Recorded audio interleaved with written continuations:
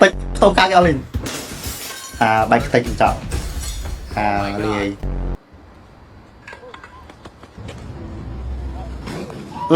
ngại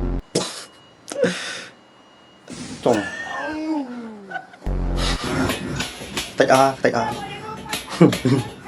đặng vô cũng cái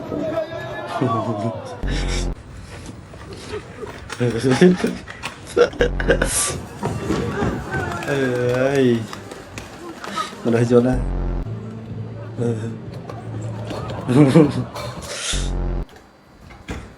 trong ó tách ó rằng cha mà chăm ban nhầm đi chăm tách ó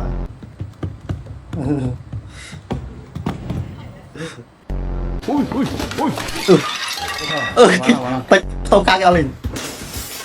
bạch tách chọn lì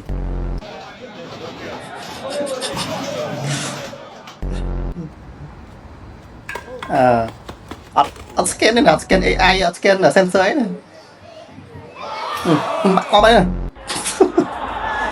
quá bọc lên rồi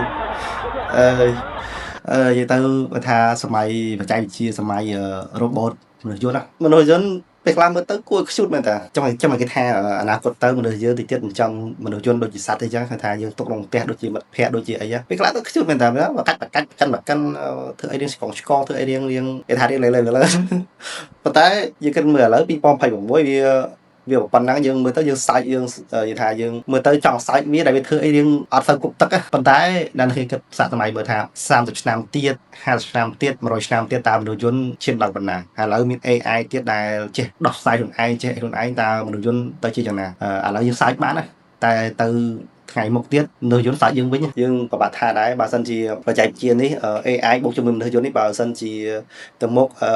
ថាជួយសម្រួលដល់មនុស្សយើងថាដោះស្រាយបញ្ហាឲ្យមនុស្សយើងដើម្បីឲ្យមនុស្សយើងរីកចម្រើនច្រើនទាំងនៅក្នុងវិស័យវិទ្យាសាស្ត្រក្នុងវិស័យបច្ចេកវិទ្យាក្នុងវិស័យអវកាសអីល្អប៉ុន្តែបើសិនជាដើរផ្លូវខុសដូចគឺថាដូចមនុស្សយើងមនុស្សរៀងខ្លះដើរផ្លូវខុសអញ្ចឹងអាហ្នឹងមនុស្សជាតិយើងបាក់ថាដែរអាចនឹង